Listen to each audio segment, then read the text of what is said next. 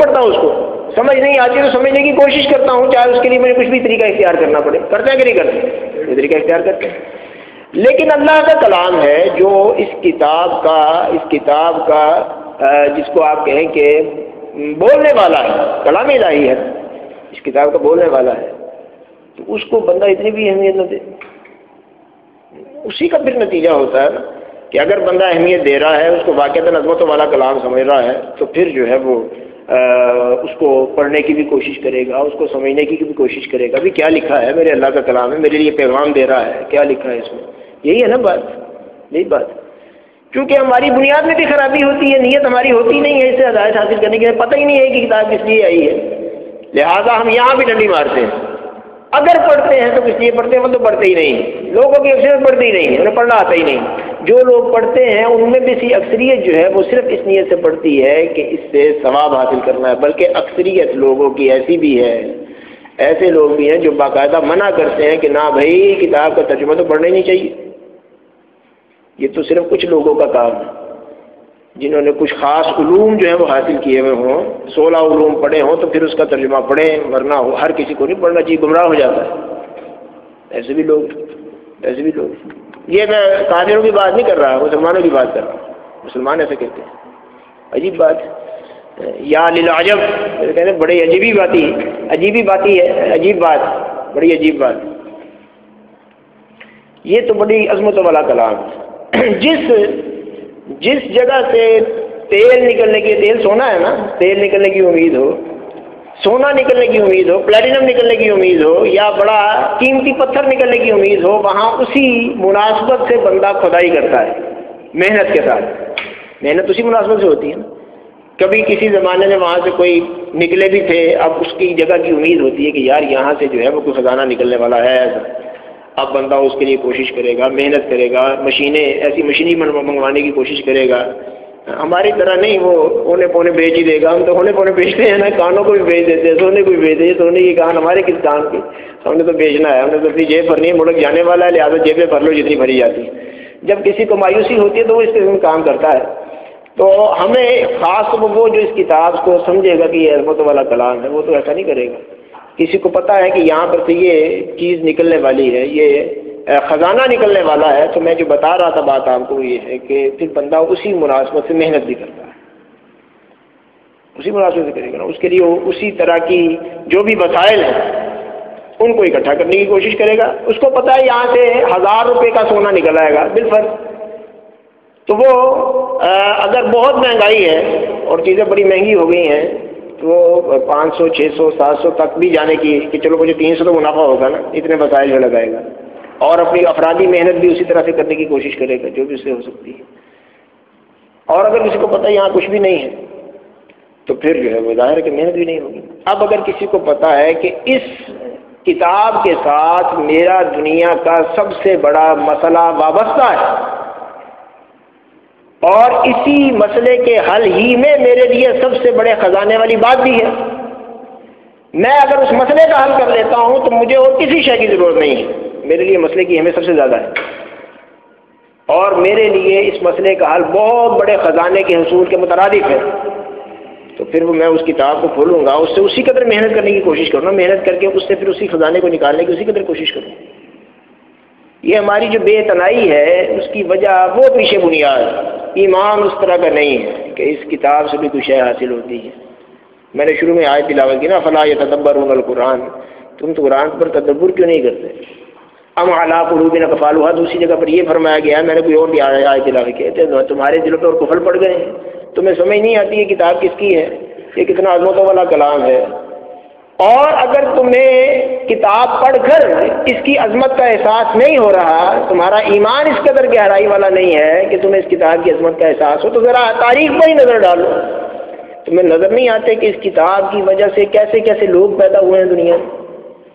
کیسے کیسے لوگوں کے کردار تبدیل ہوئے ہیں۔ ابو بکر جیسا کردار سامنے آتا ہے، عمر جیسا کردار سامنے آتا ہے،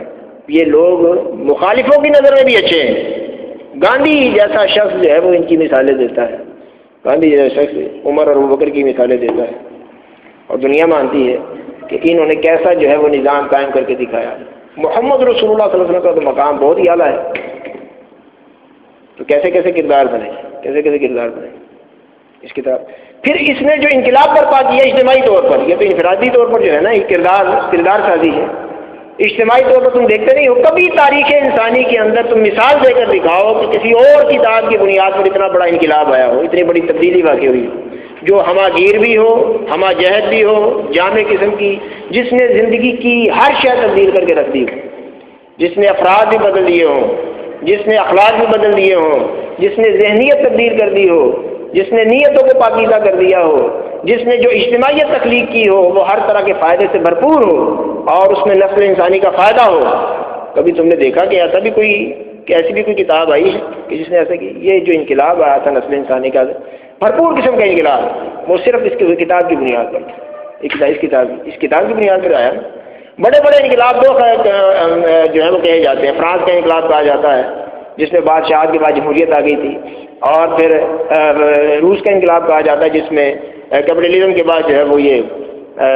کمیونزم آ گیا تھا، سوشلزم آ گیا تھا. یہ جو انقلاب تھے یہ بھی جزوی قسم کے تھے اور ایک لائف سپین میں نہیں آئے. کسی نے نظریہ پیش کیا، اس کے بعد اس کی بنیاد پر کسی دوسرے نے انقلاب برپا کیا، اور خونی انقلاب، دونوں خونی انقلاب بڑے بڑے. اور پھر زندگی کے بھی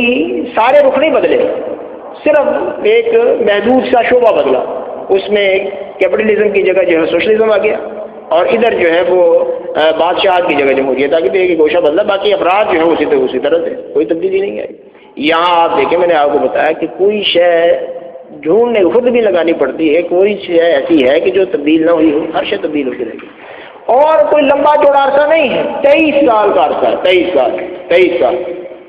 سال کی مدت ہے. یہ بھی نہیں ہے کہ جناب ایک شخص نے کسی نظریے کو پیش کیا ہو، پھر اس کی بنیاد پر وہ 200 سال کے بعد کہیں جا کر انقلاب آ رہا ہو اور بہت سے لوگوں نے اس پہ کوشش نہیں. 23 سال کی مدت میں ایک ہی شخص نے انقلاب کا نظریہ پیش کیا اور پھر اس کے بنیاد پر کوشش کی، اور پھر اس کی بنیاد پر لوگوں کو اکٹھا کیا، لوگوں کی تربیت کی، لوگوں کو ایک جماعت کی شکل دی، اور لوگوں کو اس باطل نظام کے ساتھ ٹکرا دیا، یہاں تک کہ باطل نظام کو نیست و نابود کر کے رکھ دیا. اور اللہ تعالیٰ کا ایک ایسا نظام برپا کیا کہ جس میں لوگوں کا فائدہ تھا. یہاں یہ بھی بات ہے کہ ان انقلابوں میں سب کا فائدہ نہیں ہے، ایک خاص طبقہ ہے جس کا فائدہ ہوتا ہے، نظر آتا ہے، بعد میں نتیجہ یہی سامنے آیا. یہاں جو انقلاب کے برپا کرنے والے ہیں، جو اوپر سربراہی کرنے والے ہیں، وہ خود پیمن لگے ہوئے کپڑے پہننے والے ہیں، اور اس قدر جو ہے وہ فخر کی زندگی بسر کرتے ہیں کہ کہتے ہیں الفقر فخری، فخر میرا فخر ہے. اور جب انہیں کسی میٹھے کی خواہش ہوتی ہے تو بیوی سے کہتے ہیں تو میٹھا ہے، بیوی کہتی ہے نہیں جی اتنے پیسے نہیں ہوتے جو وظیفے کے طور پہ ہمیں ملتے ہیں ہم میٹھا بنا سکیں. وہ پس انداز کر کے کچھ عرصے کے بعد میٹھا پیش کر دیتی ہیں، کہتے ہیں کہاں سے آیا؟ یہ میں نے اسی میں سے تھوڑا تھوڑا نکال کر جو ہے وہ اکٹھا کیا، تو اس سے آج میں آپ نے خواہش کا اظہار کیا تھا تو میں نے آپ کے لیے حلوہ دیا. اچھا یہ پیسہ مجھے زائد مل رہا ہے، وہ بھی کام کروا دیا. یہاں اس قسم کے لوگ ہیں، یہ اس کتاب کی بنیاد پر ہے. ابھی اتنا عظمتوں والا کلام جو اس قدر شخصیت کو بدل کے رکھ دیتا ہے، جو اس قدر اجتماعیت کو بدل کے رکھ دیتا ہے، بندہ اس کو استعمال کر رہا ہو پیسے کمانے کے لیے، ثواب حاصل کرنے کے لیے، محض برکتوں کے حصول کے لیے، دم درود کے لیے، تعویذ گنڈے کے لیے، کیا استعمال ہے، کیا قدر کی ہے. اور بے اتنائی ایسی ہے کہ اس کو پڑھ بھی نہیں سکتا، اتنی بے اتنائی، کوشش بھی نہیں کرتا کہ چلو کوشش ہی کر لے، کچھ ہاتھ پاؤں مارے جیسے دنیا کے لیے کرتا ہے، محنت کرتا ہے، کوئی ادھر ادھر دیکھے کون پڑھا سکتا ہے، کوئی محنت کرے، نہیں کرتا. چل رہی ہے زندگی، چل رہی ہے، آخر بڈھے ہو کے پڑھ ہی لینا ہے. بڈھے ہو کے زبان کتنے چلنی ہے تیری، جو تو پڑھے گا، تمہاری زبان نہیں چلے گی، پھر تم کہو گے ہاں میں دعا ادا کرنا چاہتا ہوں، بتاؤ کیسے کروں، ہوتا ہی نہیں ہے. اب نہیں ہوگا بیٹے، ابا جی بلکہ والد صاحب اب نہیں ہوگا. اب بچپن میں کرتے تو کرتے، اب تمہاری عمر گزر گئی ہے، اب جیسا پڑھتے ویسے ہی پڑھو، معافی مانگو اللہ سے، بس یہی کرو، معافی مانگ کرو. یہ جو شے ہے یہ بے اتنائی، یہ کیوں؟ یہ اس کو وہ درجہ نہیں دیا کتاب، اس کی عظمت کا احساس نہیں کیا جیسے یہ کرنا چاہیے تھا. تو استفادہ کی دوسری شرط کیا ہے؟ اس کو واقعتاً وہ مقام دیا جائے کتاب کو جو اس کا ہے، ہلکا پھلکا درجہ نہ اس کو دیا جائے، ہلکا پھلکا نہ دیا جائے. بڑی اعلیٰ کتاب ہے، بڑی اعلیٰ کتاب ہے. اب کچھ ماننے والے ہیں، کچھ انکار کرنے والے ہیں. انکار کرنے والے تو کہتے ہیں پرانے زمانے کی باتیں تھیں، اساطیر الاولین، پچھلے لوگوں کے قصے تھے جس میں بیان کر دیے گئے ہیں،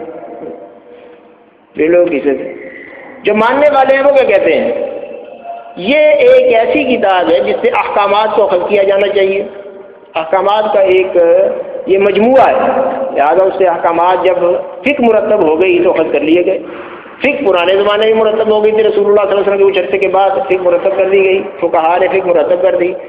لہٰذا اس کے مرتب ہو جانے کے بعد اب اجتہاد تو ہم نے کرنا نہیں، اجتہاد سے تو ہم نے غلطی توبہ کر لی، جمہور کا شکار ہے، وہ پچھلی تقریر ہی پر چلنا ہے، لہٰذا فقہ کے مرتب ہونے کے بعد اس سے سوائے ثواب حاصل کرنے کے اور کچھ حاصل کیا ہی نہیں جا سکتا۔ فقہ تو مرتب ہوگی نا اور احکامات کے لینے سے، لہٰذا یہ بھی ضرورت نہیں ہے، چنانچہ ثواب حاصل کرو، پڑھتے رہو پڑھتے رہو پڑھتے رہو، ثواب حاصل کرتے رہو کرتے رہو کرتے رہو کرتے رہو۔ عظمت والا کلام، اور میں نے آپ کو بتایا کہ یہ تو اس لیے ہے کہ یہ واقعتاً تبدیل بندے کو کر دے، یہ تو بالکل انقلاب برپا کر کے رکھ دیتا ہے، بالکل 180 زاویے پر بھی بدل دیتا ہے، بالکل بندے کو 180 زاویے پر موڑ دیتا ہے اگر واقعتاً جو ہے وہ اس کو رہبر و رہنما بنا لیا جائے۔ کم از کم وہ لوگ جو کہتے ہیں کہ ہاں یہ رہبر و رہنما ہے، ان کے دلوں میں تو اس کی عظمت کا احساس ہونا چاہیے نا۔ جو کہتے ہیں کہ نہیں، ان کی تو بات ہی الگ ہے، جو کہتے ہیں کہ ہاں یہ ہے، یہ کتاب اللہ کا کلام ہے، ان کے دل میں تو یہ احساس ہونا چاہیے۔ تو دوسری شرط قرآن حکیم سے استفادہ کی دوسری شرط کیا ہوئی؟ اس کو ایک عظمت والا کلام سمجھ کر پھر اس کے ساتھ جو ہے وہ جڑا جائے۔ تیسری بات کیا ہے؟ تیسری شرط یہ ہے کہ اس کا نتیجہ یہ ہوگی، جو پہلی بات ہے، عمل کے ارادے سے پڑھا جائے، عمل کے ارادے سے۔ پیچھے ہم نے نیت کی درستگی کی بات کی نا، ہدایت حاصل کرنا، رہنمائی حاصل کر لی، اب رہنمائی حاصل کرنے کے بعد جو ہے وہ اس پر چلنا بھی تو ہے نا، عمل بھی تو کرنا ہے۔ عمل کے ارادہ، میرا ارادہ یہ ہو کہ میں نے محض اس کو پڑھنا نہیں ہے، میں نے اس پر عمل کرنا ہے، ہر اعتبار ہے، بغیر کسی تحفظ کے، بغیر کسی ریزرویشن کے میں نے اس پر عمل کرنا ہے، عمل کرنا ہے، انفرادی طور پر بھی، اور اس کے ساتھ ساتھ جو بھی یہ حکم دیتی ہے، جس طرف بھی یہ رہنمائی کرتی ہے، میں نے اس کے پیچھے پیچھے چلنا ہے، میں نے اس کی پیروی کرنی ہے، اس کا اتباع کرنا ہے، اس کا اتباع کرنا ہے۔ اب بندہ کتاب پڑھتا ہے، قرآن حکیم پڑھتا ہے، پھر اس کی وہ شرطیں آ جائیں گی نا کہ اس کو سمجھے گا تو پھر اس کی رہنمائی لے سکے گا، وہ بات پہلے بھی آ چکی ہے۔ اب اس کو پتہ چل گیا کہ یہ کہتی ہے یہ کرو، یہ فرد کے کردار کے متعلق کہتی ہے اس قسم کا ہونا چاہیے، یہ اس کے خاندان کے متعلق بتاتی ہے کہ یہ اس قسم کا ہونا چاہیے، اچھا خاندان یہ ہوتا ہے، اس کے لیے یہ ہدایات ہیں۔ یہ پھر معاشرے کے لیے جو خاندانوں سے مل کر بنتا ہے، ایک خاص قسم کا معاشرہ چاہتی ہے کہ معاشرہ تمہارا اچھا جو ہے اس قسم کا ہوتا ہے، اللہ تعالیٰ کو یہ معاشرہ پسند ہے، یہ چیزیں معاشرے کے اندر اللہ تعالیٰ پسند نہیں کرتا۔ یہ پھر ایک اسلامی مملکت کے چلانے کا طریقہ بھی بتاتی ہے، ڈھنگ بھی بتاتی ہے، اور یہ ساری چیزیں ایک دوسرے کے ساتھ اس طرح انٹر ریلیٹڈ ہیں، ایک دوسرے کے ساتھ اس طرح ایک دوسرے کے اندر اس طرح گھسی ہوئی ہیں کہ اگر کسی ایک کو بھی ترک کیا جاتا ہے تو یہ نہیں کہ اس خاص جس چیز کو ترک کیا صرف اسی پر اثر پڑے گا، نہیں، پوری زندگی پر اثر پڑ جائے گا، پوری زندگی پر متاثر ہو جائے گی۔ آپ تجزیہ کر کے دے لیں گے، آپ کو اندازہ ہو جائے گا۔ انسان کی انفرادیتی کا معاملہ لے لو، کسی ایک جز کو بھی آپ چھوڑیں گے نا تو یہ نہیں ہے کہ وہ خاص دائرے میں خرابی واقع ہوگی، یہ جز مستقل طور پر چھٹا رہے۔ ایک تو ہے نا غلطی ہو گئی، توبہ کر لی، دوبارہ پھر آ گئے، ایک ہے مستقل میں جز چھٹا رہتا ہے، یہ پوری زندگی کو متاثر کرتا رہتا ہے۔ اسی وجہ سے کہا گیا کہ صغیرہ گناہ پر بھی اصرار جو ہے وہ کبیرہ گناہ بن جاتا ہے، حالانکہ چھوٹی سی شاید بندہ سمجھ رہا ہوتا ہے، لیکن مستقل کرتا رہتا تو کبیرہ ہو جاتا ہے۔ یہ ایسے نہیں کہا گیا، اس کی وجہ ہے، یا یہ آیت ایسے نہیں آ گئی کہ من کسب سیئۃ فاحاطت بہ خطیئتہ فاولئک اصحاب النار هم فیہا خالدون، جس نے ایک بھی گناہ کمایا، من کسب سیئۃ، جس نے ایک بھی گناہ کمایا، فاحاطت بہ خطیئتہ، اور اس کی اس برائی نے اس کی پوری زندگی کا احاطہ کر لیا، پوری زندگی کو گھیر لیا، یعنی پوری زندگی اس میں صرف ہو گئی برائی میں، فاولئک اصحاب النار، یہ آگ والے ہم فیہا خالدون، اس میں ہمیشہ رہیں گے۔ اللہ کو پتہ ہے کہ ایک گناہ بھی مستقل اختیار کیا جاتے رہے تو وہ پوری زندگی کا احاطہ کر لیا کرتا ہے، وہ پوری زندگی کو متاثر کرتا ہے،